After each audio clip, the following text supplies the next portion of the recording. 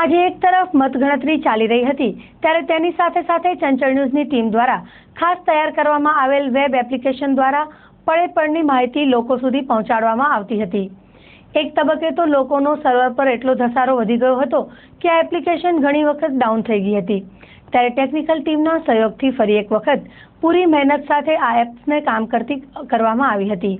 ઉલ્લેખનીય છે કે ચૂંટણીના પરિણામો લોકો સુધી પહોંચે તે માટે ચંચળ ન્યૂઝ દ્વારા આ ખાસ એપ્લિકેશન એન્ડ્રોઈડ પર તૈયાર કરવામાં આવેલ છે। ઉપરાંત વેબસાઇટ પર પણ રિઝલ્ટ મૂકવામાં આવેલ છે, જેને કચ્છ તેમજ કચ્છ બહાર વસતા લોકોએ મોટી સંખ્યામાં નિહાળ્યું હતું।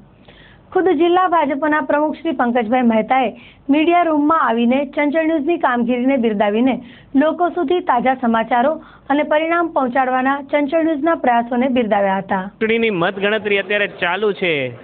મીડિયા રૂમમાં અત્યારે ભાજપના પ્રમુખ પંકજભાઈ મહેતા આવ્યા છે। પંકજભાઈ, ટીવી ઉપર જોઈ રહ્યા છો ચિત્ર એનડીએનું, શું દેખાય છે તમને?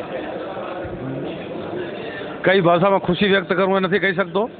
જે રીતે રુઝાન અગાઉથી આવ્યા હતા એ જ પ્રમાણના રુઝાન અત્યારે આખા દેશના ટીવીના માધ્યમથી આપણે જોઈ રહ્યા છીએ।